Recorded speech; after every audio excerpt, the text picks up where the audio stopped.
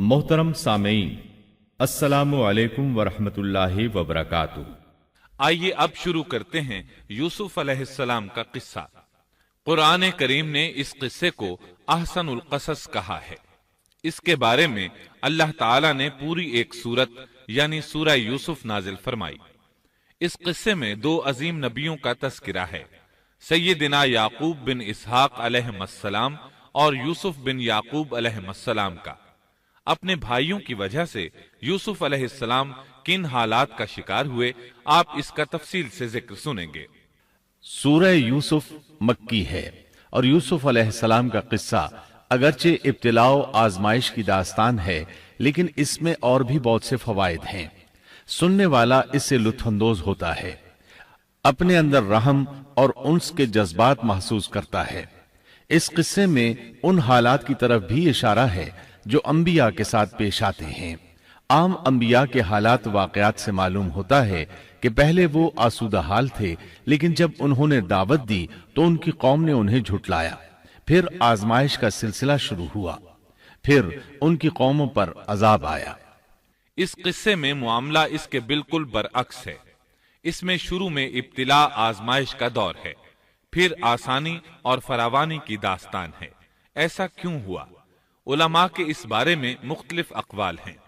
अता रहमतुल्लाह अलैह फरमाते हैं, गमज़दा परेशान हाल अगर यूसुफ अलैहिस्सलाम के किस्से को सुनता है तो उसके दिल को सुकून मिलता है, वो मुतमईन हो जाता है, इसलिए कि इसमें तंगी के बाद आसानी है, मुश्किलात के बाद अल्लाह की नेमतों का नुज़ूल इससे जाहिर है। सूरह यूसुफ सूरह हूद के बाद नाजिल हुई। सूरह हूद में अंबियाए किराम के तस्करे के बाद कौम हूद और कौम सालेह की तबाही का जिक्र आता है। फिर उन अक़वाम का तस्करा है जो तबाह व बर्बाद हुई। फिर सूरह यूसुफ आमुल हुज़्न में नाजिल हुई। ये वो साल था जिसमें नबी सल्लल्लाहु अलैहि वसल्लम के चचा अबू तालिब फौत हुए। अबू तालिब हर तरह आपका साथ देते रहे थे, यहां तक कि रसूल अकरम सल्लल्लाहु अलैहि वसल्लम फरमाते हैं, कुरैश ने मुझसे सही मानों में दुश्मनी का आगाज अबू तालिब की वफात के बाद किया। एक कौल के मुताबिक अबू तालिब की वफात के सिर्फ 3 दिन बाद आपकी प्यारी और महबूब बीवी, जन्नत की औरतों की सरदार, दुनिया जहान की अफजल तरीन औरतों में से एक सैयदा खदीजतुल कुबरा रजी अल्लाह अन्हा इस दुनिया से रुखसत हो गईं। इन्ना लिल्लाहि व इन्ना इलैहि राजिऊन। यहां तक कि इब्ने अब्बास रजी अल्लाह अन्हुमा फरमाते हैं, रसूलुल्लाह सल्लल्लाहु अलैहि वसल्लम ने 4 खत खींचे, फिर सहाबा किराम को मुखातिब करके फरमाया, जानते हो ये खत मैंने क्यों खींचे हैं? उन्होंने कहा, हम नहीं जानते। तो आप सल्लल्लाहु अलैहि वसल्लम ने फरमाया, जन्नत की अफजल तरीन औरतें 4 हैं, एक मरियम बिनते इमरान, दूसरी खदीजा बिनते खुवैलद, तीसरी फातिमा बिनते मोहम्मद और चौथी फिरौन की बीवी आसिया बिनते मुजाहिम रज़ी अल्लाह अन्हुन्ना अजमाइन। सैयदा खदीजा रजी अल्लाह अन्हा और अबू तालिब की वफात का आप सल्लल्लाहु अलैहि वसल्लम को बहुत शदीद सदमा हुआ।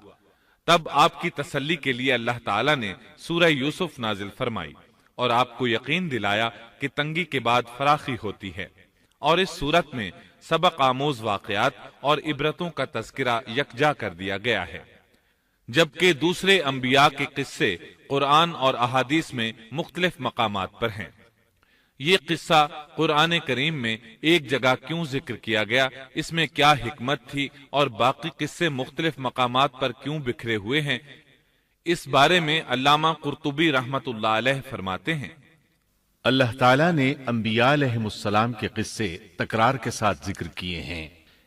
एक ही बात को बलागत व बयान के उसूल के तहत मुख्तलिफ पैराए में जिक्र किया है। जैसा कि इब्राहीम अलैहिस्सलाम का किस्सा है, जब अल्लाह के बरगुज़ीदा फरिश्ते उनके पास आए तो उनके आने पर इब्राहीम अलैहिस्सलाम ने जो मेहमान नवाजी की उसको मुख्तलिफ अंदाज में बयान किया गया है। एक जगह फरमाया, वो बगैर किसी ताखीर के भुना हुआ बछड़ा ले आए। दूसरी आयत में फरमाया, पस इब्राहीम फरबा बछड़े का गोश्त ले आए। इन दोनों जुमलों को जमा करने से मालूम हुआ भुना हुआ मोटा ताजा बछड़ा पेश किया गया। مختلف جگہوں پر ان کا تذکرہ اس لیے کیا گیا کہ لوگ اس سے عبرت پکڑیں۔ علامہ قرطبی رحمت اللہ علیہ فرماتے ہیں، یوسف علیہ السلام کے قصے کو ایک جگہ اور باقی انبیاء کے قصوں کو علیحدہ بیان کرنے کی ایک حکمت یہ بھی ہے کہ مخالف پر حجت قائم ہو جائے کہ وہ نہ مکرر کلام لا سکتے ہیں اور نہ ہی قصہ یوسف علیہ السلام کی طرح اکٹھا کلام لا سکتے ہیں۔ مطلب یہ کہ بلاغت کی ہر قسم میں دشمن پر حجت قائم ہو سکے۔ اللہ تعالیٰ کلام کو مکرر اور غیر مکرر لا کر قرآن کا اعجاز بیان کرنا چاہتے ہیں کہ اللہ چاہیں تو ایک قصے کو ایک ہی جگہ بیان کر دیں، چاہیں تو مختلف جگہوں پر بیان کر دیں۔ کوئی یہ نہ کہہ سکے کہ دیکھو قرآن میں یہ قصہ علیحدہ علیحدہ بیان ہوا ہے، میں اس کو ایک جگہ بیان کر سکتا ہوں، یا اس کے برعکس یہ نہ کہہ سکے کہ قرآن میں تو یہ قصہ ایک ہی جگہ بیان ہوا ہے، میں اس کو الگ الگ کر کے بیان کر سکتا ہوں۔ اب ہم اس قصے کا آغاز کرتے ہیں اور اسی طرح کرتے ہیں جس طرح اس کا آغاز اللہ رب العزت نے کیا ہے۔ شروع اللہ کے نام سے جو بڑا مہربان نہایت رحم والا ہے۔ الف لام را، یہ روشن کتاب کی آیتیں ہیں۔ یقیناً ہم نے اس کتاب کو عربی قرآن بنا کر نازل فرمایا ہے تاکہ تم سمجھ سکو۔ ہم آپ کے سامنے بہترین بیان پیش کرتے ہیں اس قرآن سے جو ہم نے آپ کی جانب وحی کے ذریعے نازل کیا ہے، اور یقیناً آپ اس سے پہلے بے خبروں میں سے تھے۔ قصہ در اصل ایک خبر کے بعد دوسری خبر اور اطلاع در اطلاع کو کہتے ہیں، اس لیے ارشاد باری تعالی ہے، ہم آپ پر بہترین قصے بیان کرتے ہیں۔ اور یقیناً آپ اس سے پہلے بے خبروں میں سے تھے۔ غفلت سے مراد یہاں اللہ کے ذکر سے غفلت نہیں، بلکہ اس کا مطلب یہ ہے کہ نزول قرآن سے پہلے آپ ان قصص سے واقف نہیں تھے۔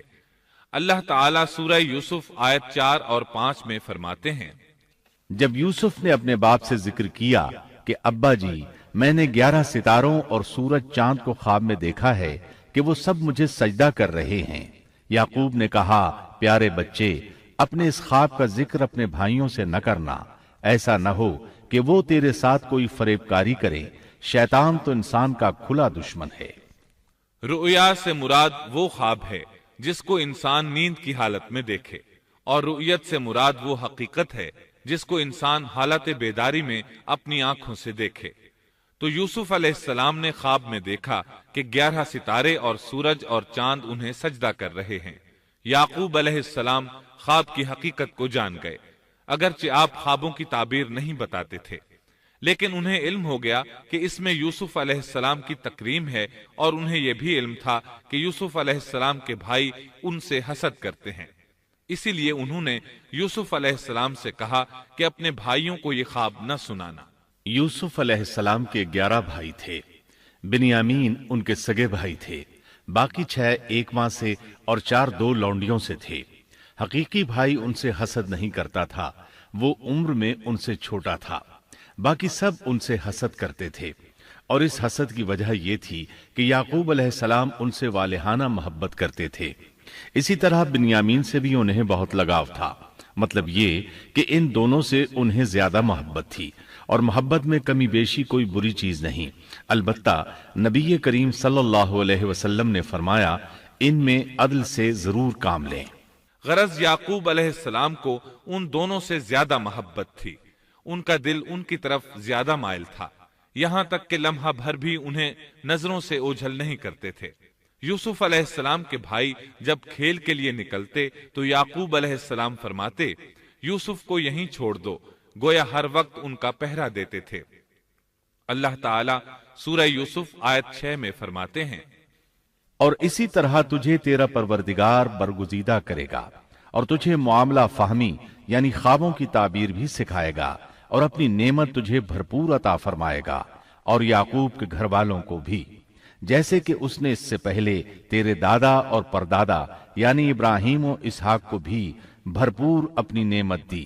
یقیناً تیرا رب بہت بڑے علم والا اور زبردست حکمت والا ہے۔ یعنی آپ کو منتخب کر لیا اور تمام بھائیوں سے آپ کو چن لیا، اور یعقوب علیہ السلام کے سارے بیٹوں سے آپ کا انتخاب کیا، اور اس دور کے لوگوں میں سے آپ کو نبوت دینے کا ارادہ کیا۔ مزید یہ کہ وہ لوگوں کو خوابوں کی تعبیر بھی بتاتے تھے، اور آیت میں جس نعمت کا ذکر ہے اس سے مراد نبوت کی نعمت ہے، اور یہ قصہ اللہ تعالیٰ نے نصیحت کے لیے ذکر کیا ہے۔ اللہ تعالیٰ سورہ یوسف آیت 7 اور 8 میں فرماتے ہیں، یقیناً یوسف اور اس کے بھائیوں میں دریافت کرنے والوں کے لیے بڑی بڑی نشانیاں ہیں، جبکہ انہوں نے کہا کہ یوسف اور اس کا بھائی بنسبت ہمارے باپ کو بہت زیادہ پیارا ہے، حالانکہ ہم طاقتور جماعت ہیں، کوئی شک نہیں کہ ہمارے ابا سری غلطی میں ہیں۔ کہا جاتا ہے کہ یہودیوں نے نبی کریم صلی اللہ علیہ وسلم سے یوسف علیہ السلام کے قصے کے متعلق سوال کیا تو یہ مکمل سورت انہیں قصہ سنانے کے لیے نازل ہوئی، جبکہ بنی اسرائیل کو یہ مکمل قصہ معلوم نہ تھا، اور جو معلوم تھا وہ بھی تحریف شدہ تھا۔ قرآن ان کی اس تحریف کو واضح کرنے کے لیے بھی نازل ہوا، اور جو بھی بنی اسرائیل کا شخص یا کوئی اور اس کے متعلق پوچھے گا اس کے لیے عبرتیں اور نصیحتیں ہیں۔ یوسف کے بھائیوں نے کہا کہ ہمارا باپ یوسف اور اس کے بھائی سے زیادہ محبت کیوں کرتا ہے، جبکہ ہم ایک جماعت ہیں۔ اپنے باپ کے اس عمل پر اعتراض کیا، اور یقیناً یہ ایک بہت برا گمان تھا۔ ضلال کا معنی گمراہی ہوتا ہے، لیکن کبھی خطا پر بھی بولا جاتا ہے، اور انہوں نے باہمی مشورہ کیا اور سوچ بچار کے بعد یوسف علیہ السلام کے قتل کی تجویز طے ہوئی۔ اللہ تعالیٰ آیت 9 میں فرماتے ہیں، یوسف کو تو مار ہی ڈالو یا اسے کسی نامعلوم جگہ پھینک دو کہ تمہارے والد کا رخ صرف تمہاری طرف ہی ہو جائے، اس کے بعد تم نیک ہو جانا۔ مطلب یہ کہ وہ آپس میں کہنے لگے یوسف کو قتل کر دو۔ اس پر بڑے بھائی یہودا نے مداخلت کی اور کہا قتل بہت سنگین جرم ہے، اس پر وہ بولے تب پھر اسے کہیں غائب کر دو تاکہ باپ کی توجہ تمہاری طرف ہو جائے اور یوسف والی رکاوٹ ختم ہو جائے۔ دیکھیے کیسی سوچ ہے، پہلے برائی کریں گے پھر توبہ کریں گے اور نیک بن جائیں گے۔ بھلا کیا ایسا آدمی جو برائی اس نیت سے کرتا ہے بعد میں توبہ کر لے گا، کیا اس کی توبہ قبول ہوگی؟ علماء فرماتے ہیں توبہ کا دروازہ کھلا ہے۔ اللہ تعالیٰ رات کے وقت صدا دیتا ہے کہ دن کو برائی کرنے والے توبہ کر لے، اور دن کو آواز دیتا ہے رات کو برائی کرنے والے توبہ کر لے۔ کوئی توبہ کا دروازہ بند نہیں کر سکتا، یہاں تک کہ انسان جتنی بار بھی گناہ کر کے توبہ کرے اللہ قبول کرتا ہے۔ اس لیے اللہ نے ان کی توبہ قبول کر لی۔ تاہم اس بات سے ڈرنا چاہیے کہ اگر گناہ کرنے کے بعد توبہ کا موقع ہی نہ ملے اور موت آ لے تو کیا ہوگا؟ یہ بات نہایت ہی خوفناک ہے کہ توبہ کا موقع ہی نہ ملے۔ اللہ تعالیٰ آیت نمبر 10 میں فرماتے ہیں، ان میں سے ایک نے کہا یوسف کو قتل تو نہ کرو بلکہ اسے کسی اندھے کنویں کی تہ میں ڈالاؤ کہ اسے کوئی آتا جاتا قافلہ اٹھا لے جائے، اگر تمہیں کرنا ہی ہے تو یوں کرو۔ یہودا نے انہیں قتل سے روکا اور کہا قواسم کے راستے میں اموقی نام کا کنواں ہے، اسے اس میں ڈال دو، کوئی گزرتا ہوا قافلہ اسے اٹھا لے جائے گا، اس سے نجات ہی پانا چاہتے ہو تو یہ کام کرو۔ سب نے اس بات سے اتفاق کیا۔ اب اپنے باپ کے پاس گئے، باپ سے انہوں نے جو کہا آیت 11 اور 12 میں آتا ہے، انہوں نے کہا ابا آخر آپ یوسف کے بارے میں ہم پر اعتبار کیوں نہیں کرتے؟ ہم تو اس کے خیر خواہ ہیں، کل آپ ضرور اسے ہمارے ساتھ بھیج دیجئے کہ خوب کھائے پیے اور کھیلے، اور اس کی حفاظت کے ہم ذمہ دار ہیں۔ یعقوب علیہ السلام نے ان کی بات کے جواب میں جو کچھ کہا آیت نمبر 13 اور 14 میں اس کا ذکر موجود ہے۔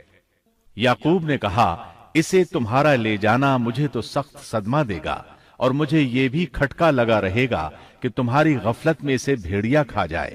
انہوں نے جواب دیا کہ ہم جیسی زوراور جماعت کی موجودگی میں بھی اگر اسے بھیڑیا کھا جائے تو ہم بالکل نکمے ہی ہوئے۔ وہاں بھیڑیے کثرت سے تھے، اس لیے یعقوب علیہ السلام ڈرتے تھے۔ بیٹوں کے بار بار اصرار پر یعقوب علیہ السلام یوسف علیہ السلام کو ان کے ساتھ بھیجنے پر رضامند ہو گئے۔ اللہ تعالیٰ آیت 15 میں فرماتے ہیں، پھر جب اسے لے چلے اور سب نے مل کر ٹھان لیا کہ اسے غیر آباد گہرے کنویں کی تہ میں پھینک دیں، ہم نے یوسف کی طرف وحی کی کہ یقیناً وقت آ رہا ہے کہ تو انہیں اس ماجرے کی خبر اس حال میں دے گا کہ وہ جانتے ہی نہ ہوں گے۔ بعض روایات کے مطابق انہوں نے راستے میں یوسف علیہ السلام کو مارا پیٹا، برا بھلا کہا، اور ایسا کرنا ان کے لیے معمولی بات تھی، کیونکہ وہ تو قتل کے درپے تھے۔ آخر کار کنویں کے پاس پہنچے اور مشورے کے مطابق انہیں کنویں میں ڈال دیا۔ یوسف علیہ السلام کنویں میں ایک پتھر پر گرے، یعنی پانی میں نہ گرے۔ آپ اس پتھر پر بیٹھ گئے۔ اللہ تعالیٰ کی طرف سے انہیں تسلی دی گئی کہ آپ پریشان نہ ہوں، بہت جلد آپ کنویں سے نکلیں گے اور انہیں ان کے اس گھناؤنے فعل کے بارے میں بتلائیں گے، اور انہیں اس بات کا گمان بھی نہیں ہوگا کہ ایسا وقت بھی آئے گا۔ یوسف علیہ السلام کو کنویں میں ڈالنے کے بعد انہوں نے گھر جانے کی تیاری کی۔ آیت نمبر 16 میں آتا ہے، اور عشاء کے وقت وہ سب اپنے باپ کے پاس روتے ہوئے پہنچے۔ امام عامش قاضی شرح رحمت اللہ علیہ کی مجلس میں بیٹھے تھے۔ ایک عورت آئی، اس کا ایک آدمی سے جھگڑا تھا، وہ بہت شدت سے رو رہی تھی۔ عامش بولے، آپ دیکھتے نہیں یہ کس بری طرح رو رہی ہے؟ ان کا مطلب یہ تھا کہ یہ سچی ہے۔ قاضی شرح فرمانے لگے، یوسف علیہ السلام کے بھائی رات کو روتے ہوئے اپنے باپ کے پاس آئے تھے، پس فیصلہ رونے پر نہیں انصاف پر ہونا چاہیے۔ اب یوسف علیہ السلام کے بھائیوں نے باپ کو تفصیل سنائی۔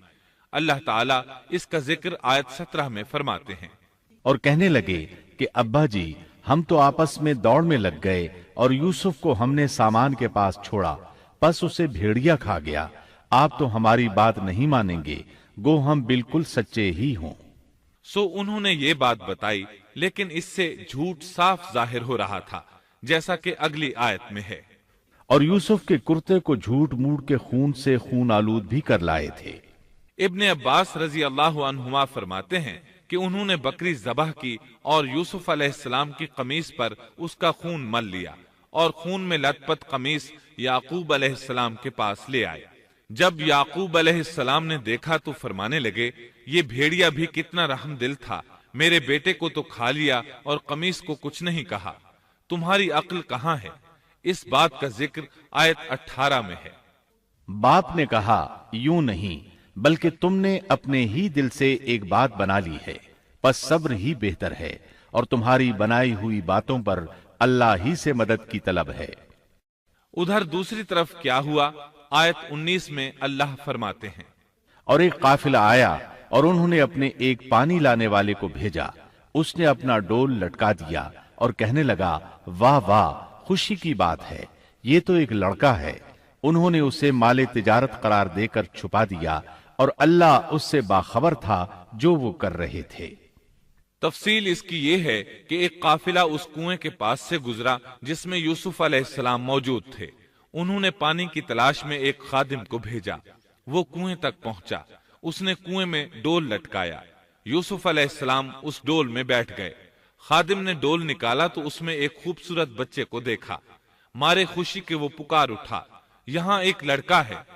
اس زمانے میں غلاموں اور لونڈیوں کی تجارت ہوتی تھی، انہیں خوف محسوس ہوا کہ کہیں یہ لڑکا ان سے چھن نہ جائے۔ اس خوف کے پیش نظر انہوں نے یوسف علیہ السلام کو چھپا لیا۔ انہوں نے یہ بھی سوچا کہ شاید یہ بھاگا ہوا غلام ہے، اگر اس کا مالک آ گیا تو وہ اسے لے جائے گا۔ یہ قافلہ مدائن سے مصر جا رہا تھا۔ جب یہ مصر پہنچے تو انہوں نے یوسف علیہ السلام کو معمولی قیمت میں فروخت کر دیا۔ معمولی قیمت میں فروخت کرنے کی جلدی بھی انہوں نے اسی خیال کے تحت کی کہ کہیں اس کا مالک نہ آ جائے۔ ابن عباس رضی اللہ عنہما فرماتے ہیں کہ انہوں نے یوسف علیہ السلام کو صرف 20 درہم میں بیچ دیا، اور یہ نہایت معمولی قیمت تھی۔ آیت نمبر 21 میں ہے، مصر والوں میں سے جس نے اسے خریدا تھا اس نے اپنی بیوی سے کہا کہ اسے بہت عزت و احترام کے ساتھ رکھو، بہت ممکن ہے کہ یہ ہمیں فائدہ پہنچائے یا اسے ہم اپنا بیٹا ہی بنا لیں۔ یہ شخص مصر کا وزیر خزانہ تھا، بے اولاد تھا۔ اس نے سوچا شاید یہ لڑکا بڑا ہو کر اچھا انسان بنے، لہٰذا کیوں نہ ہم اسے بیٹا بنا لیں۔ اس طرح یوسف علیہ السلام وزیر خزانہ کے گھر پلے بڑھے۔ وزیر خزانہ عزیز مصر کہلاتا تھا۔ عزیز نے آپ کو بیٹوں کی طرح رکھا۔ آپ کچھ بڑے ہوئے تو شاہی محل کی دیکھ بھال آپ کے ذمے لگا دی گئی، شاہی محل کے تمام اختیارات آپ کے سپرد کر دیے گئے۔ اللہ تعالیٰ آیت 21 اور 22 میں فرماتے ہیں، یوں ہم نے مصر کی سرزمین میں یوسف کا قدم جما دیا کہ ہم اسے خواب کی تعبیر کا کچھ علم سکھا دیں۔ اللہ اپنے ارادے پر غالب ہے، لیکن اکثر لوگ بے علم ہوتے ہیں۔ اور جب یوسف پختگی کی عمر کو پہنچ گئے تو ہم نے اسے قوت فیصلہ اور علم دیا۔ ہم نیک کاروں کو اسی طرح بدلہ دیتے ہیں۔ یوسف علیہ السلام بہت پاکیزہ اور توحید والے ماحول میں پروان چڑھے۔ گھر کا سارا انتظام انہی کے ہاتھ میں تھا۔ آپ بہت بصیرت اور سوجھ بوجھ سے گھر کا نظام چلا رہے تھے۔ ابھی عزیز مصر کی بیوی نے آپ کو گمراہ کرنے کی کوشش نہیں کی تھی کہ حلم، علم اور بصیرت کی صفات آپ میں موجود تھیں۔ مفسرین لکھتے ہیں جب یوسف علیہ السلام کی عمر 17-18 سال کی ہوئی تو جوانی کے ساتھ ان کے حسن میں مزید اضافہ ہوا۔ حسن یوسف واقعی بے مثال تھا۔ نبی اکرم صلی اللہ علیہ وسلم فرماتے ہیں، معراج کی رات میری ملاقات یوسف علیہ السلام سے ہوئی۔ ایسا لگتا تھا کہ دنیا کا نصف حسن یوسف علیہ السلام کو ملا ہے۔ مفسرین اس کی وضاحت کرتے ہیں کہ حسن کو اللہ تعالیٰ نے 2 حصوں میں تقسیم کیا ہے۔ آدھا حسن یوسف علیہ السلام کو دیا اور آدھا باقی ساری مخلوق میں تقسیم کر دیا۔ اللہ اکبر، یہ ہے حسن یوسف۔ اور جب یوسف کے حسن کی کیفیت یہ ہے تو پھر اس کے خالق کے کیا کہنے۔ جب عزیز مصر کی بیوی نے ان کا حسن دیکھا تو بے اختیار ہو گئی۔ اس کے اندر ہیجان پیدا ہوا۔ اس نے یوسف علیہ السلام سے بدکاری کا ارادہ کر لیا۔ ان کے ساتھ لطف و عنایت کا سلسلہ شروع کر دیا اور پھسلانے کے جتنے طریقے ہو سکتے تھے وہ اختیار کیے۔ ناز و نخرے کے ساتھ اس سے پیش آنے لگی۔ اللہ آیت 23 میں فرماتے ہیں، اس عورت نے جس کے گھر میں یوسف تھے یوسف کو بہلانا پھسلانا شروع کیا کہ وہ اپنے نفس کی نگرانی چھوڑ دے اور دروازے بند کر کے کہنے لگی، لو آ جاؤ۔ یوسف نے کہا، اللہ کی پناہ، وہ میرا رب ہے، مجھے اس نے بہت اچھی طرح رکھا ہے، بے انصافی کرنے والوں کا بھلا نہیں ہوتا ہے۔ مطلب یہ کہ آخر نوبت یہاں تک پہنچ گئی کہ ایک دن اس نے سارے دروازے بند کر لیے اور کہنے لگی، آئیے یوسف، میں نے یہ زیب و زینت آپ کے لیے کی ہے۔ یوسف علیہ السلام فرمانے لگے، اللہ کی پناہ، یہ ناممکن ہے، میں ایسا نہیں کر سکتا۔ کیا میں اپنے مالک کی گھر والی سے بدکاری کروں جس نے مجھے اپنے بیٹوں کی طرح ناز و نعمت میں رکھا؟ یہ بہت بڑا ظلم ہے اور ظالم لوگ فلاح نہیں پا سکتے۔ آپ نے فوراً انکار کر دیا، اس لیے کہ آپ صاحب علم تھے، صاحب حلم تھے، بادشاہ کے مقام اور مرتبے کو جاننے کے ساتھ برائی کے نقصانات سے بھی باخبر تھے، خود صاحب فضل تھے اور اہل فضل کے مقام و مرتبے سے بھی واقف تھے۔ قرآن کریم کی آیات آپ کی طہارت اور پاکیزگی بیان کر رہی ہیں۔ آیت 24 میں ہے، اس عورت نے یوسف کا قصد کیا اور یوسف اس کا قصد کرتے اگر وہ اپنے پروردگار کی دلیل نہ دیکھتے۔ یوسف علیہ السلام نے اس کا ارادہ نہیں کیا، یہاں تک کہ اللہ تعالیٰ کی مہربانی سے ان کے دل میں اس گناہ کا خیال تک نہیں آیا۔ اللہ تعالیٰ نے آخر آپ کو علم بھی دیا تھا اور حلم بھی۔ آپ بادشاہ کے مرتبے سے واقف تھے، نیک تھے، جانتے تھے زانی کبھی فلاح نہیں پا سکتا، بلکہ آپ نے تو فوراً کہہ دیا، اللہ کی پناہ، میں ایسا ہرگز نہیں کر سکتا۔ اتنی بڑی آزمائش میں ان کے دل میں خیال آنا ممکن تھا، لیکن یوسف علیہ السلام کے دل میں تو اتنا سا خیال بھی نہیں آیا۔ اس کی وجہ یہ تھی کہ آپ نے اپنے رب کی دلیل دیکھی تھی۔ وہ دلیل کیا تھی، اس بارے میں مفسرین کے مختلف اقوال ہیں۔ بعض کہتے ہیں آپ نے جبرائیل علیہ السلام کو دیکھا، بعض کہتے ہیں آپ نے یعقوب علیہ السلام کو دیکھا، وہ انہیں انگلی کے اشارے سے منع کر رہے تھے۔ بعض نے لکھا ہے کہ آپ نے دروازے پر یہ لکھا دیکھا تھا، بے شک زنا بڑی بے حیائی اور بہت ہی بری راہ ہے۔ بہرحال یہ مفسرین اور مورخین کے اقوال ہیں، اس بارے میں کوئی صحیح حدیث نہیں ملتی۔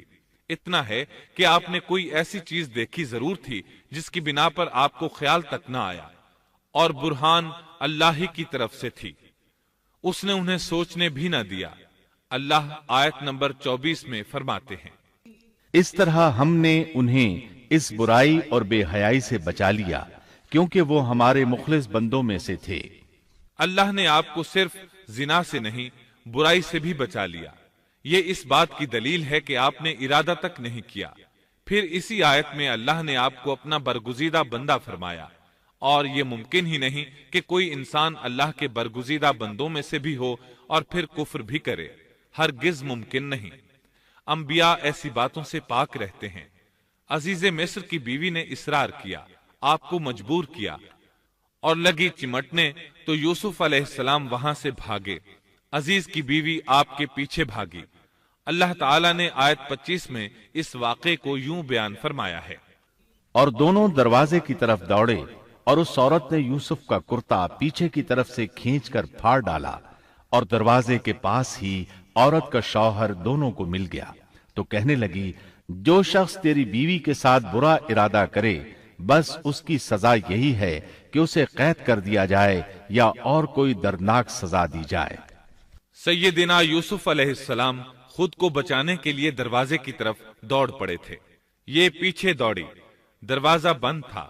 ابھی آپ دروازہ کھولنے کی کوشش کر رہے تھے کہ اس نے پیچھے سے آپ کی قمیص پکڑ لی، جھٹکا جو لگا تو قمیص پیچھے سے پھٹ گئی۔ اسی دوران دروازہ کھل گیا اور عزیز مصر اندر داخل ہوا۔ اس نے یہ منظر اپنی آنکھوں سے دیکھا کہ اس کی بیوی زیب و زینت کے ساتھ بند سنور کر یوسف علیہ السلام کے بالکل پیچھے کھڑی ہے۔ اسی وقت اس نے خود کو الزام سے بچانے کے لیے کہہ دیا، جو تیری بیوی کے ساتھ برائی کا ارادہ رکھتا ہے اس کا کیا بدلہ ہے؟ پھر خود ہی کہنے لگی، اسے قید خانے میں بند کر دینا چاہیے۔ ایسا اس نے اس لیے کہا کہیں وہ یوسف علیہ السلام کو قتل نہ کر دے۔ ادھر یوسف علیہ السلام نے بھی فوراً اپنا دفاع کیا اور کہا، میں مجرم نہیں، بلکہ یہ ساری کارستانی اس کی اپنی ہے۔ آیت 26 اور 27 میں ہے۔ یوسف نے کہا، یہ عورت ہی مجھے پھسلا رہی تھی، اور عورت کے قبیلے ہی کے ایک شخص نے گواہی دی کہ اگر اس کا کرتا آگے سے پھٹا ہوا ہو تو عورت سچی ہے اور یوسف جھوٹ بولنے والوں میں سے ہے، اور اگر اس کا کرتا پیچھے کی جانب سے پھٹا ہوا ہو تو عورت جھوٹی ہے اور یوسف سچوں میں سے ہے۔ یہ گواہ کون تھا؟ اس بارے میں دو قسم کی روایات ہیں۔ پہلی روایت یہ ہے کہ وہ دودھ پیتا بچہ تھا، اس نے کہا کہ اس عورت نے بہکایا ہے اور یہ اللہ کا معجزہ تھا۔ دوسری روایت یہ ہے کہ عزیز مصر کے ساتھ اس کا چچا زاد تھا، اس نے کہا، قمیص دیکھو کہاں سے پھٹی ہے، پیچھے سے پھٹی ہے تو یوسف سچے، اور آگے سے پھٹی ہے تو پھر وہ سچی ہے، یوسف جھوٹے ہیں۔ آیت نمبر 28 میں آتا ہے، سو جب خاوند نے دیکھا کہ یوسف کا کرتا پیٹھ کی جانب سے پھٹا ہوا ہے تو صاف کہہ دیا کہ یہ تو عورتوں کی چال بازی ہے، بے شک تمہاری چال بازی بہت بڑی ہے۔ سید قطب کہتے ہیں، عزیز مصر ان لوگوں میں سے تھا جن کے نزدیک شرف کی کوئی قیمت نہیں تھی۔ اگر اس میں غیرت ہوتی تو اس کا خون کھولتا، وہ عورت پر برہم ہوتا، لیکن اس نے غصے کے بغیر کہا۔ آیت 29 میں ہے، یوسف اب اس بات کو جانے دو، اور اے عورت تو اپنے گناہ سے توبہ کر، بے شک تو گناہ گاروں میں سے ہے۔ اس کے علاوہ اس نے کوئی اور بات نہ کی، یہاں تک کہ یوسف علیہ السلام کو گھر ہی میں رہنے دیا، جدا بھی نہ کیا۔ لیکن پھر یہ خبر شہر میں آگ کی طرح پھیل گئی، عورتیں طرح طرح کی باتیں کرنے لگیں، لوگ عزیز مصر کی بیوی کو تانے دینے لگے۔ آیت 30 میں ہے، اور شہر کی عورتوں میں چرچا ہونے لگا کہ عزیز مصر کی بیوی اپنے جوان غلام کو اپنا مطلب نکالنے کے لیے بہلانے پھسلانے میں لگی رہتی ہے، اس کے دل میں یوسف کی محبت بیٹھ گئی ہے، ہمارے خیال میں تو وہ سری گمراہی میں ہے۔ یہ چرچا ہونے لگا کہ عزیز مصر کی بیوی ایک غلام کے ساتھ برائی پر تل گئی، اگر کسی آزاد کے ساتھ ایسا کرتی تو معاملہ اور تھا، غلام سے محبت کر بیٹھی، یہ تو اس نے بے وقوفی کی انتہا کر دی۔ اس طرح اسے خوب برا بھلا کہا گیا۔ یہ خبر عزیز مصر کی بیوی تک بھی پہنچ گئی۔ آیت 31 میں ہے، اس نے جب ان عورتوں کی پرفریب مکارانہ باتیں سنی تو انہیں بلوا بھیجا اور ان کے لیے ایک مجلس مرتب کی، اور ان میں سے ہر ایک کو چھری دی اور کہا، اے یوسف ان کے سامنے چلے آؤ۔ ان عورتوں نے جب اسے دیکھا تو بہت بڑا جانا اور اپنے ہاتھ کاٹ لیے، اور زبان سے نکل گیا کہ اللہ کی پناہ، یہ انسان تو ہرگز نہیں، یہ تو یقیناً کوئی بہت ہی بزرگ فرشتہ ہے۔ وضاحت اس کی یہ ہے کہ اس عورت نے اپنے گھر میں ایک دعوت کا انتظام کیا، تمام عورتوں کو اس دعوت میں بلایا۔ دعوت کا انتظام اس طرح کیا کہ سب کے لیے ایک تکیہ لگایا، پھل سامنے رکھے اور ہر ایک کو ایک ایک چھری تھما دی۔ ساتھ ہی یوسف علیہ السلام سے کہا کہ مجلس میں آ جائیں۔ جب یوسف علیہ السلام آئے تو وہ انہیں دیکھ کر مبہوت رہ گئیں۔ ان کے حسن سے اس قدر متاثر ہوئیں کہ اپنا ہوش نہ رہا اور پھلوں کے بجائے اپنے ہاتھ کاٹ ڈالے، لیکن اس کا انہیں احساس تک نہ ہوا۔ سبحان اللہ، کیا حسن تھا جس کی وجہ سے انہوں نے اپنے ہاتھ کاٹ لیے اور خبر تک نہ ہوئی۔ کہنے لگیں یہ تو کوئی فرشتہ معلوم ہوتا ہے، انسان اتنا خوبصورت کیسے ہو سکتا ہے؟ آیت 32 میں ہے، اس وقت عزیز مصر کی بیوی نے کہا، یہ ہے وہ جس کے بارے میں تم مجھے تانا دے رہی تھی۔ میں نے ہر چند اس سے اپنا مطلب حاصل کرنا چاہا، لیکن یہ بال بال بچا رہا، اور جو کچھ میں اس سے کہہ رہی ہوں اگر یہ نہ کرے گا تو یقیناً یہ قید کر دیا جائے گا، اور بے شک یہ بہت ہی بے عزت ہوگا۔ یہ آیت اس بات کی واضح دلیل ہے کہ یوسف علیہ السلام نے برائی کا ارادہ نہیں کیا تھا۔ پھر بات یہیں پر ختم نہیں ہو گئی، بلکہ تمام عورتیں یوسف علیہ السلام پر ٹوٹ پڑیں۔ ان میں سے ہر ایک کی خواہش تھی کہ یوسف علیہ السلام اس سے محبت کریں اور بے حیائی کا ارتکاب کریں۔ اپنی عزت اور شرف کو انہوں نے خاک میں ملا دیا۔ یوسف علیہ السلام کے حسن پر فریفتہ ہو گئیں۔ اس کیفیت کو دیکھ کر یوسف علیہ السلام نے اپنے رب سے دعا کی۔ آیت 33 اور 34 میں آتا ہے، یوسف نے دعا کی کہ اے میرے پروردگار، جس بات کی طرف یہ عورتیں مجھے بلا رہی ہیں اس سے تو مجھے جیل خانہ بہت پسند ہے۔ اگر تو نے ان کا مکر و فریب مجھ سے دور نہ کیا تو میں تو ان کی طرف مائل ہو جاؤں گا اور بالکل نادانوں میں جا ملوں گا۔ اس سے ظاہر ہوا سب عورتیں یوسف علیہ السلام کو اپنی طرف متوجہ کر رہی تھیں۔ انہوں نے ہر طریقہ اختیار کیا، لیکن یوسف علیہ السلام نے کسی ایک کی طرف توجہ نہ دی۔ اللہ نے انہیں بچا لیا اور عورتوں کی چال کو ناکام بنا دیا۔ اس واقعے کی خبر بھی لوگوں میں پھیل گئی۔ عزیز مصر کی بیوی کو پتا چل گیا کہ یہ خبریں پورے شہر میں پھیل گئی ہیں اور لوگ اسے ہی قصوروار ٹھہرا رہے ہیں۔ تب وہ اپنے خاوند کے پاس گئی، اس سے کہا، اب کیا کیا جائے؟ سب لوگ مجھے ہی الزام دے رہے ہیں، معاملہ بہت پھیل گیا ہے، اس بات کو دبانے کے لیے کچھ کرنا چاہیے۔ عزیز مصر نے کہا، پھر کیا کیا جائے؟ آخر آپس میں مشورہ ہوا، دونوں اس پر متفق ہو گئے۔ ابن عباس رضی اللہ عنہما فرماتے ہیں، انہوں نے یوسف علیہ السلام کو ایک گدھے پر سوار کیا اور ایک ڈھول والا ساتھ کر دیا اور یہ منادی کرائی کہ اس عبرانی غلام نے اپنی مالکہ کے ساتھ برائی کی کوشش کی ہے، لہٰذا اسے اس جرم کی پاداش میں جیل میں ڈالا جاتا ہے۔ گویا انہوں نے اپنے پر سے الزام ختم کرنے کا یہ منصوبہ سوچا۔ اس بارے میں اللہ آیت 35 میں فرماتے ہیں، پھر ان تمام نشانوں کے دیکھ لینے کے بعد بھی انہیں یہی مصلحت معلوم ہوئی کہ یوسف کو کچھ مدت کے لیے قید خانے میں رکھیں۔ انہوں نے یہ اس لیے کہا تاکہ یوسف علیہ السلام پر تہمت لگائی جا سکے۔ اس طرح یوسف علیہ السلام قید خانے میں آ گئے۔ ان کے ساتھ 2 نوجوان اور قید خانے میں بھیجے گئے تھے۔ کچھ دن ساتھ رہنے کے بعد وہ جان گئے کہ یوسف علیہ السلام نیک سیرت انسان ہیں، عبادت گزار نوجوان ہیں۔ ایک رات دونوں نوجوانوں نے خواب دیکھے۔ صبح ہوئی تو دونوں یوسف علیہ السلام کے پاس گئے اور اپنا اپنا خواب سنایا۔ قرآن کریم آیت 36 میں اس کو یوں بیان کرتا ہے، اس کے ساتھ ہی 2 اور جوان بھی جیل خانے میں داخل ہوئے۔ ان میں سے ایک نے کہا کہ میں نے خواب میں اپنے آپ کو شراب نچوڑتے دیکھا ہے، اور دوسرے نے کہا میں نے اپنے آپ کو دیکھا ہے کہ میں اپنے سر پر روٹی اٹھائے ہوئے ہوں جسے پرندے کھا رہے ہیں۔ ہمیں آپ اس کی تعبیر بتائیے، ہمیں تو آپ خوبیوں والے شخص دکھائی دیتے ہیں۔ قید خانے کے قیدی بھی جان چکے تھے کہ یوسف علیہ السلام نیک ہیں۔ آپ نے سوچا یہ دین کی دعوت دینے کا بہترین موقع ہے۔ انہوں نے جو کچھ ان سے کہا وہ آیت نمبر 37 اور 38 میں اس طرح آیا ہے، یوسف نے کہا تمہیں جو کھانا دیا جاتا ہے اس کے تمہارے پاس پہنچنے سے پہلے ہی میں تمہیں اس کی تعبیر بتلا دوں گا۔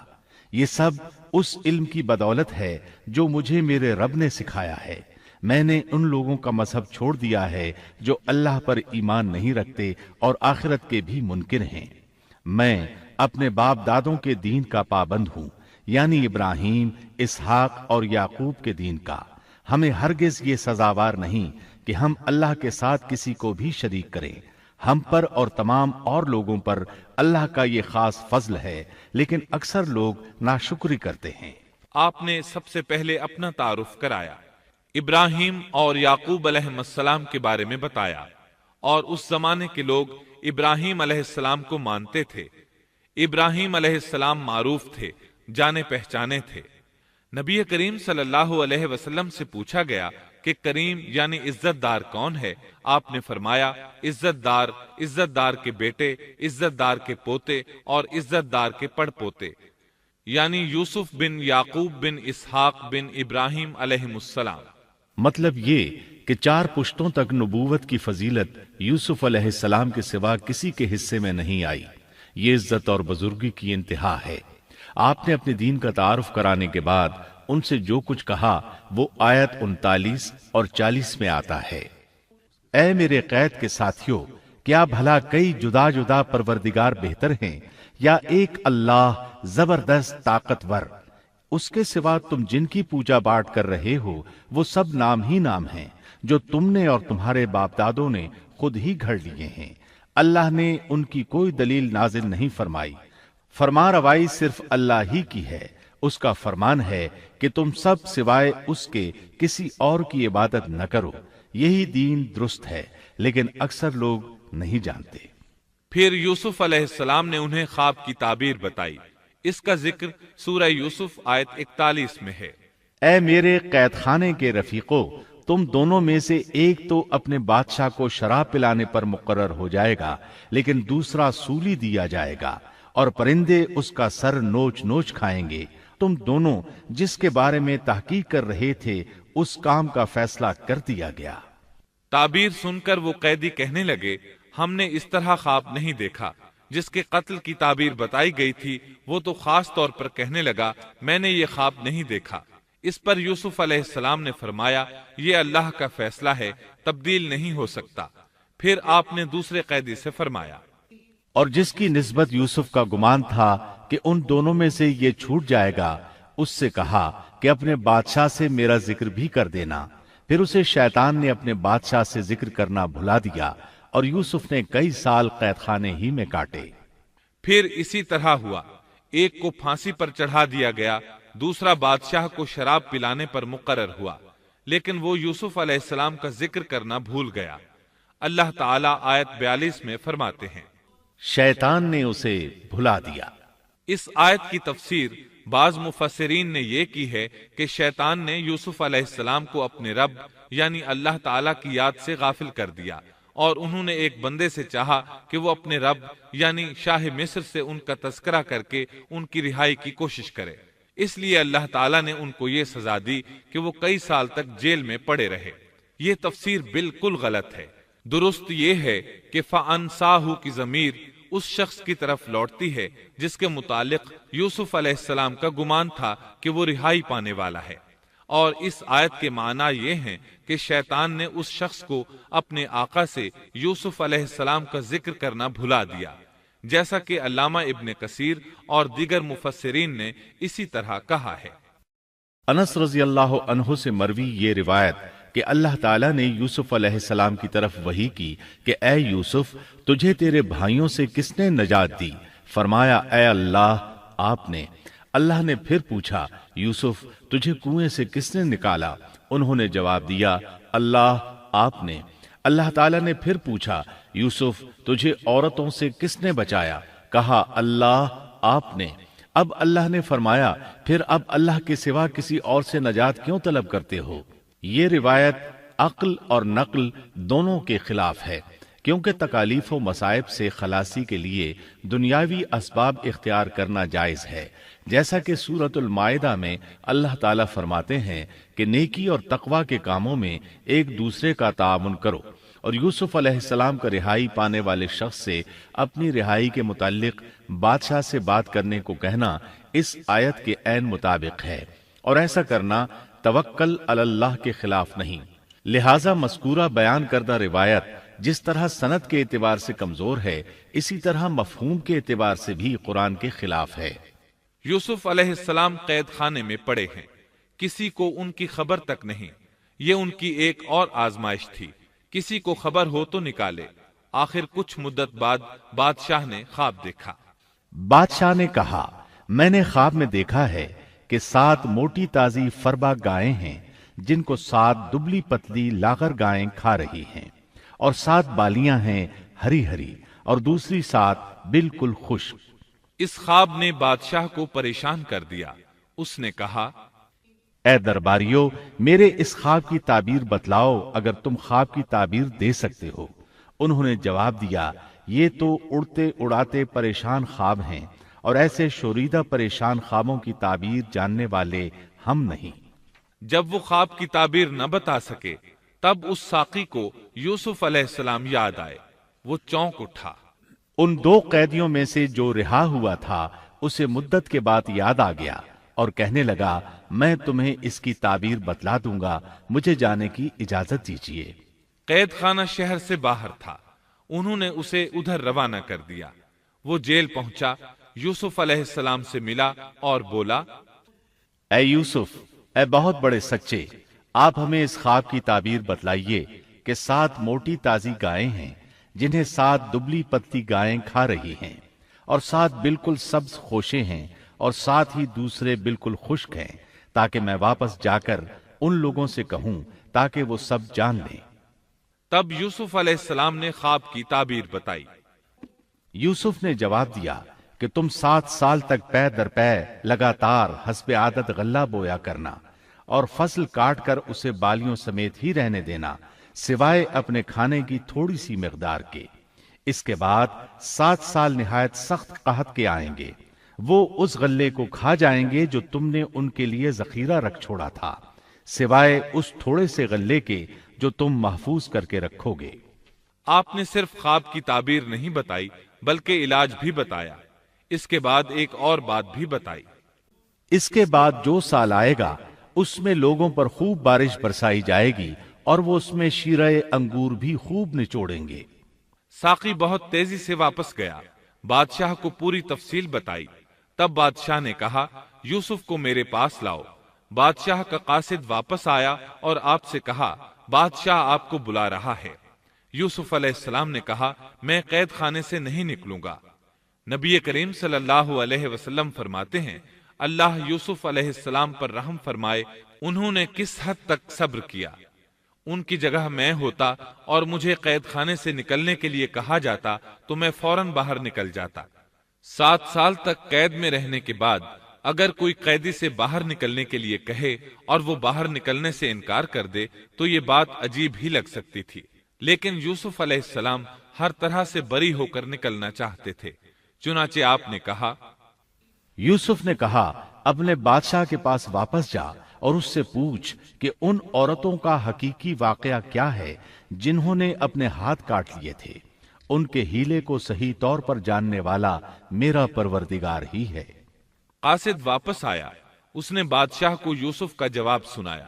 اب بادشاہ نے ان عورتوں کو جمع کیا اور کہا، بادشاہ نے پوچھا، اے عورتوں، اس وقت کا صحیح واقعہ کیا ہے جب تم داؤ فریب کر کے یوسف کو اس کی دلی منشا سے بہکانا چاہتی تھی؟ انہوں نے صاف جواب دیا کہ معاذ اللہ، ہم نے یوسف میں کوئی برائی نہیں پائی۔ پھر تو عزیز مصر کی بیوی بھی بول اٹھی کہ اب تو حق سچ واضح ہو گیا ہے، میں نے ہی اسے ورغلایا تھا اس کے جی سے، اور یقیناً وہ سچوں میں سے ہے۔ یوسف نے کہا، یہ اس واسطے کہ عزیز مصر جان لے کہ میں نے اس کی پیٹھ پیچھے اس کی خیانت نہیں کی، اور یہ بھی کہ اللہ دغابازوں کے ہتھ کنڈے چلنے نہیں دیتا۔ میں اپنے نفس کی پاکیزگی بیان نہیں کرتا، بے شک نفس تو برائی پر ابھارنے والا ہی ہے، مگر یہ کہ میرا پروردگار ہی اپنا رحم کرے، یقیناً میرا پالنے والا، بڑی بخشش کرنے والا اور بہت مہربانی فرمانے والا ہے۔ بعض مفسرین کے نزدیک یہ یوسف علیہ السلام کا قول ہے، اور یہ انہوں نے اس وقت کہا جب جیل میں ان کو یہ ساری تفصیل بتلائی گئی، یا بعض کے بقول بادشاہ کے پاس جا کر انہوں نے یہ کہا۔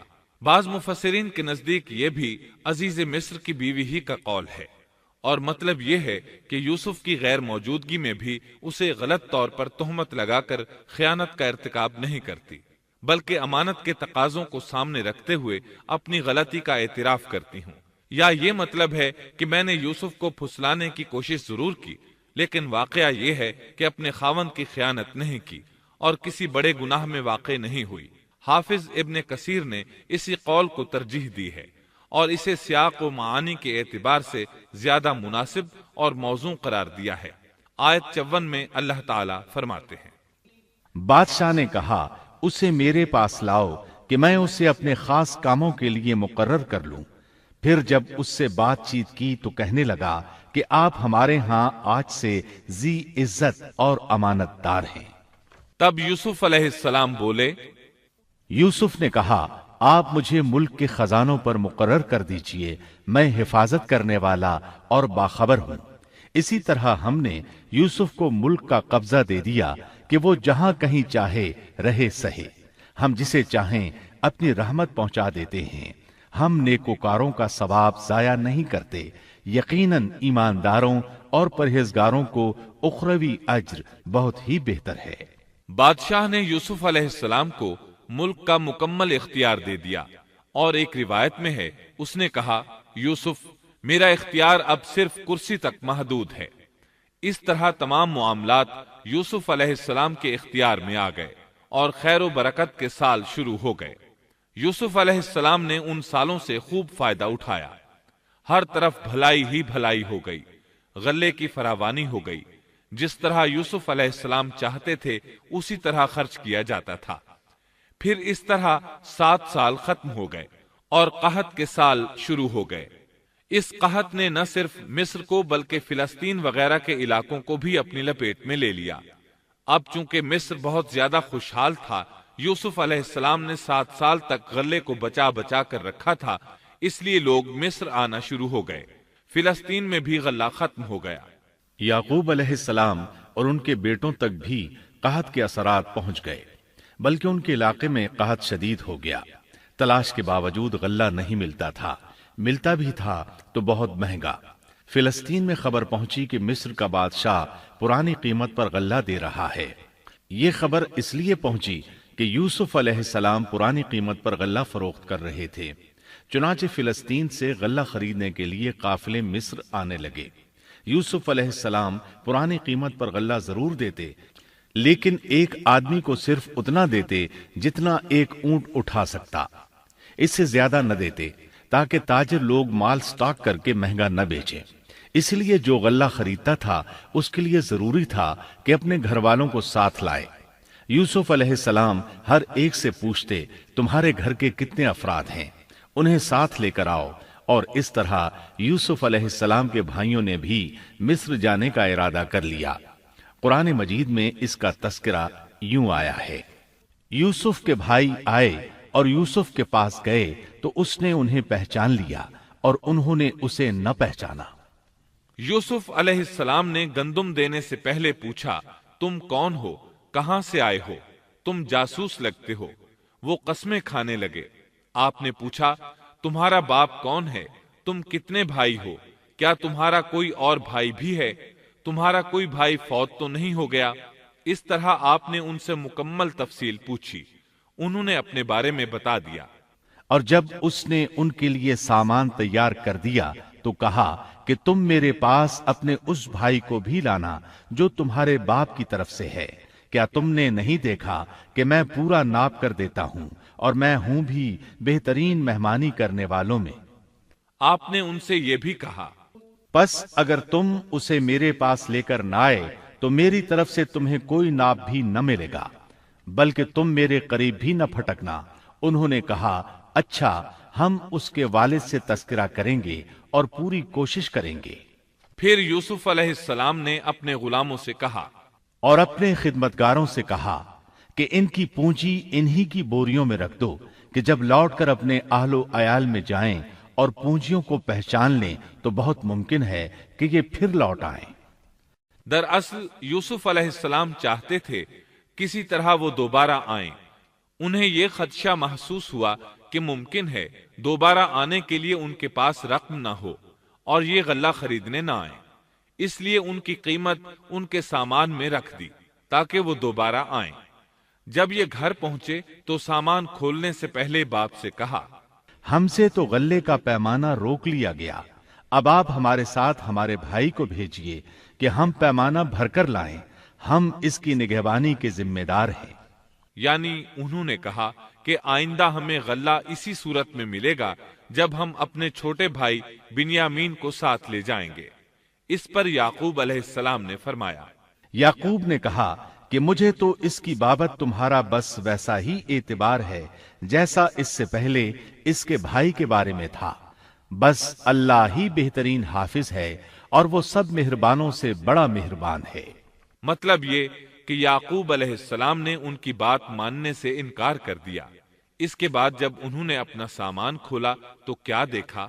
جب انہوں نے اپنا سامان کھولا تو انہوں نے اپنا سرمایہ موجود پایا جو ان کی جانب لوٹا دیا گیا تھا۔ کہنے لگے، اے ہمارے باپ، ہمیں اور کیا چاہیے؟ دیکھیے تو یہ ہمارا سرمایہ بھی ہمیں واپس لوٹا دیا گیا ہے۔ ہم اپنے خاندان کو غلہ لا دیں گے اور اپنے بھائی کی نگرانی رکھیں گے اور ایک اونٹ کا پیمانہ زیادہ لائیں گے، یہ ناپ تو بہت آسان ہے۔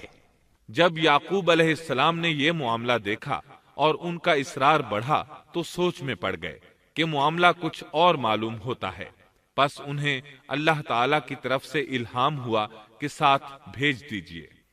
یعقوب نے کہا، میں تو اسے ہرگز ہرگز تمہارے ساتھ نہ بھیجوں گا جب تک کہ تم اللہ کو بیچ میں رکھ کر مجھے قول و قرار نہ دو کہ تم اسے میرے پاس پہنچاؤ گے، سوائے اس ایک صورت کے کہ تم سب گرفتار کر لیے جاؤ۔ جب انہوں نے پکا قول و قرار دیا تو انہوں نے کہا، ہم جو کچھ کہتے ہیں اللہ اس پر نگہبان ہے۔ انہوں نے مزید نصیحت کی، اور یعقوب نے کہا، اے میرے بچوں، تم سب ایک دروازے سے نہ جانا بلکہ کئی جدا جدا دروازوں میں سے داخل ہونا، میں اللہ کی طرف سے آنے والی کسی چیز کو تم سے ٹال نہیں سکتا، حکم صرف اللہ ہی کا چلتا ہے، میرا کامل بھروسہ اسی پر ہے اور ہر ایک بھروسہ کرنے والے کو اسی پر بھروسہ کرنا چاہیے۔ مطلب یہ تھا کہ تم 11 نوجوان ہو، تمہیں دیکھ کر کوئی حسد نہ کر بیٹھے، تمہیں نظر نہ لگ جائے، اور نظر کا لگ جانا برحق ہے، اور یہ بسا اوقات انسان کو قبر میں پہنچا دیتی ہے۔ اب یہ روانہ ہوئے۔ جب وہ انہی راستوں سے جن کا حکم ان کے والد نے انہیں دیا تھا گئے، کچھ نہ تھا کہ اللہ نے جو بات مقرر کر دی ہے وہ اس سے انہیں ذرا بھی بچا لے، مگر یعقوب کے دل میں ایک خیال پیدا ہوا جسے اس نے پورا کر لیا۔ بلا شبہ وہ ہمارے سکھلائے ہوئے علم کا عالم تھا، لیکن اکثر لوگ نہیں جانتے۔ مطلب یہ کہ انسان کی کوشش کے باوجود تقدیر اپنا کام دکھا جاتی ہے۔ عطا رحمت اللہ علیہ فرماتے ہیں کہ یعقوب علیہ السلام کے بارے میں یہ جو فرمایا کہ اس کے پاس ہمارا دیا ہوا علم تھا، اس کا مطلب یہ ہے کہ یعقوب علیہ السلام جو بھی بات کرتے تھے اس میں اللہ کا ذکر ہوتا اور غور و فکر کے بعد بات کرتے، پہلے اللہ کا نام لیتے، اور یہی ان کا علم تھا۔ یوسف علیہ السلام کے بھائی گئے اور دربار میں حاضر ہوئے۔ آپ نے معمول کے مطابق ان کی رہائش کا انتظام کیا، ہر دو کو ایک کمرہ دیا، اس طرح بنیامین اکیلے بچ گئے۔ یوسف علیہ السلام نے فرمایا، چلو اسے ادھر میرے پاس چھوڑ جاؤ۔ جب وہ چلے گئے تو یوسف علیہ السلام نے انہیں گلے سے لگا لیا۔ یہ سب جب یوسف کے پاس پہنچ گئے تو اس نے اپنے بھائی کو اپنے پاس جگہ دی اور کہا کہ میں تیرا بھائی یوسف ہوں، بس یہ جو کچھ کرتے رہے اس کا کچھ رنج نہ کر۔ مطلب یہ کہ وہ بنیامین کو بھی ستاتے رہے۔ اس کے بعد یوسف علیہ السلام نے کیا کیا، اس کا ذکر سورہ یوسف آیت 70 تا 77 میں سنیے۔ پھر جب انہیں ان کا سامان اسباب ٹھیک ٹھاک کر کے دیا تو اپنے بھائی کے سامان میں پانی پینے کا پیالہ رکھ دیا۔ پھر ایک آواز دینے والے نے پکار کر کہا کہ اے قافلے والو، تم لوگ تو چور ہو۔ انہوں نے ان کی طرف منہ پھیر کر کہا کہ تمہاری کیا چیز کھوئی گئی ہے؟ جواب دیا کہ شاہی پیالہ گم ہے، جو اسے لے آئے اسے ایک اونٹ کے بوجھ کا غلہ ملے گا، اس وعدے کا میں ضامن ہوں۔ انہوں نے کہا، اللہ کی قسم، تم کو خوب علم ہے کہ ہم ملک میں فساد پھیلانے کے لیے نہیں آئے اور نہ ہم چور ہیں۔ انہوں نے کہا، اچھا چور کی کیا سزا ہے اگر تم جھوٹے ہو؟ جواب دیا کہ اس کی سزا یہی ہے کہ جس کے اسباب میں سے پایا جائے وہی اس کا بدلہ ہے۔ ہم تو ایسے ظالموں کو یہی سزا دیا کرتے ہیں۔ بس یوسف نے ان کے سامان کی تلاشی شروع کی، اپنے بھائی کے سامان کی تلاشی سے پہلے، پھر اس پیمانے کو اپنے بھائی کے سامان سے نکالا۔ ہم نے یوسف کے لیے اسی طرح یہ تدبیر کی۔ اس بادشاہ کے قانون کی روح سے یہ اپنے بھائی کو نہیں روک سکتا تھا مگر یہ کہ اللہ کو منظور ہو۔ ہم جس کے چاہیں درجے بلند کر دیں، ہر ذی علم پر فوقیت رکھنے والا دوسرا ذی علم موجود ہے۔ انہوں نے کہا کہ اگر اس نے چوری کی تو کوئی تعجب کی بات نہیں، اس کا بھائی بھی پہلے چوری کر چکا ہے۔ یوسف نے اس بات کو اپنے دل میں رکھ لیا اور ان کے سامنے بالکل ظاہر نہ کیا، کہا کہ تم بڑے بدقماش ہو اور جو تم بیان کرتے ہو اسے اللہ ہی خوب جانتا ہے۔ اب وہ بادشاہ یعنی یوسف علیہ السلام کی منت سماجت کرنے لگے۔ انہوں نے کہا کہ اے عزیز مصر، اس کے والد بڑی عمر کے بالکل بوڑھے شخص ہیں، آپ اس کے بدلے ہم میں سے کسی کو لے لیجئے، ہم دیکھتے ہیں کہ آپ بڑے نیک نفس ہیں۔ یوسف نے کہا کہ ہم نے جس کے پاس اپنی چیز پائی ہے اس کے سوا دوسرے کی گرفتاری کرنے سے اللہ کی پناہ چاہتے ہیں، ایسا کرنے سے تو ہم یقیناً ناانصافی کرنے والے ہو جائیں گے۔ جب وہ اس سے مایوس ہو گئے تو تنہائی میں بیٹھ کر مشورہ کرنے لگے۔ ان میں جو سب سے بڑا تھا اس نے کہا، تمہیں معلوم نہیں کہ تمہارے والد نے تم سے اللہ کی قسم لے کر پختہ قول قرار لیا ہے، اور اس سے پہلے یوسف کے بارے میں تم کوتاہی کر چکے ہو۔ پس میں تو اس سرزمین سے نہ ٹلوں گا جب تک کہ والد صاحب خود مجھے اجازت نہ دیں، یا اللہ میرے اس معاملے کا فیصلہ کر دے، وہی بہترین فیصلہ کرنے والا ہے۔ تم سب والد صاحب کی خدمت میں واپس جاؤ اور کہو کہ ابا جی، آپ کے صاحبزادے نے چوری کی اور ہم نے وہی گواہی دی تھی جو ہم جانتے تھے، ہم کچھ غیب کی حفاظت کرنے والے نہ تھے۔ آپ اس شہر کے لوگوں سے دریافت فرما لیں جہاں ہم تھے، اور اس قافلے سے بھی پوچھ لیں جس کے ساتھ ہم آئے ہیں، اور یقیناً ہم بالکل سچے ہیں۔ یعقوب نے کہا، یہ تو نہیں بلکہ تم نے اپنی طرف سے بات بنا لی، پس اب صبر ہی بہتر ہے، قریب ہے کہ اللہ ان سب کو میرے پاس ہی پہنچا دے، وہی علم و حکمت والا ہے۔ پھر یعقوب علیہ السلام رونے لگے اور کہنے لگے، پھر ان سے منہ پھیر لیا اور کہا، ہائے یوسف۔ ان کی آنکھیں بوجہ رنج و غم کے سفید ہو چکی تھیں اور وہ غم کو دبائے ہوئے تھے۔ بیٹوں نے کہا، واللہ آپ ہمیشہ یوسف کی یاد ہی میں لگے رہیں گے، یہاں تک کہ گھل جائیں یا ختم ہی ہو جائیں۔ اس پر یعقوب علیہ السلام نے کہا، انہوں نے کہا کہ میں تو اپنی پریشانیوں اور رنج کی فریاد اللہ ہی سے کر رہا ہوں، مجھے اللہ کی طرف سے وہ باتیں معلوم ہیں جو تم نہیں جانتے۔ میرے پیارے بچوں، تم جاؤ اور یوسف کی اور اس کے بھائی کی پوری طرح تلاش کرو، اور اللہ کی رحمت سے نا امید نہ ہو، یقیناً رب کی رحمت سے نا امید وہی ہوتے ہیں جو کافر ہوتے ہیں۔ اب ان کے پاس غلہ خریدنے کے لیے سامان تجارت بہت کم تھا۔ وہ تھوڑا سا سامان لے کر پھر یوسف علیہ السلام کے پاس گئے۔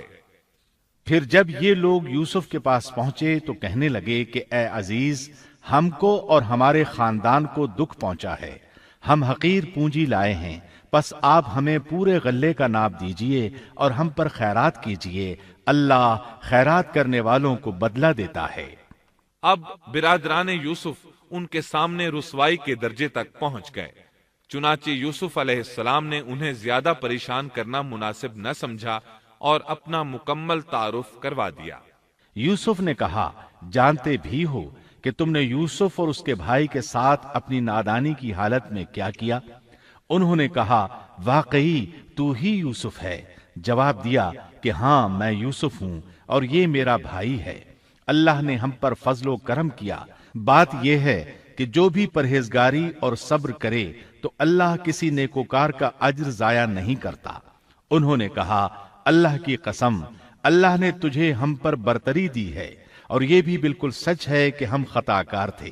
جواب دیا، آج تم پر کوئی ملامت نہیں ہے، اللہ تمہیں بخشے۔ وہ سب مہربانوں سے بڑا مہربان ہے۔ میرا یہ کرتا تم لے جاؤ اور اسے میرے والد کے منہ پر ڈال دو کہ وہ دیکھنے لگیں، اور اپنے خاندان کو میرے پاس لے آؤ۔ وہ قمیص لے کر یعقوب علیہ السلام کی طرف چل دیے۔ جو ہی مصر سے چلے، یعقوب علیہ السلام نے خوشبو محسوس کر لی۔ جب یہ قافلہ جدا ہوا تو ان کے والد نے کہا کہ مجھے تو یوسف کی خوشبو آ رہی ہے۔ وہ کہنے لگے کہ واللہ آپ اپنے اسی پرانے خط میں مبتلا ہیں۔ جب خوشخبری دینے والے نے پہنچ کر ان کے منہ پر وہ کرتا ڈالا، اسی وقت وہ پھر سے بینا ہو گئے۔ کہا، کیا میں تم سے نہ کہا کرتا تھا کہ میں اللہ کی طرف سے وہ باتیں جانتا ہوں جو تم نہیں جانتے؟ انہوں نے کہا، ابا جی، آپ ہمارے لیے گناہوں کی بخشش طلب کیجئے، بے شک ہم قصوروار ہیں۔ کہا، اچھا، میں جلد ہی تمہارے لیے اپنے پروردگار سے بخشش مانگوں گا، وہ بہت بڑا بخشنے والا اور نہایت مہربانی کرنے والا ہے۔ پھر سارا خاندان یوسف علیہ السلام کے پاس آیا۔ جب یہ سارا گھرانہ یوسف کے پاس پہنچ گیا تو یوسف نے اپنے ماں باپ کو اپنے پاس جگہ دی اور کہا، اللہ کو منظور ہے تو آپ سب امن و امان کے ساتھ مصر میں آؤ، اور اپنے تخت پر اپنے ماں باپ کو اونچا بٹھایا اور سب اس کے سامنے سجدے میں گر گئے۔ تب کہا کہ ابا جی، یہ میرے پہلے کے خواب کی تعبیر ہے، میرے رب نے اسے سچا کر دکھایا۔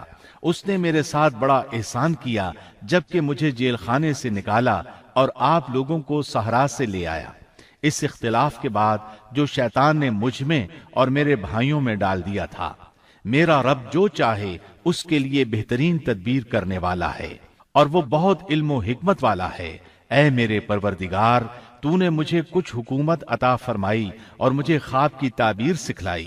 اے آسمانوں اور زمین کے پیدا کرنے والے، تو ہی دنیا و آخرت میں میرا ولی اور کارساز ہے۔ تو مجھے اسلام کی حالت میں فوت کر اور نیکوں میں ملا دے۔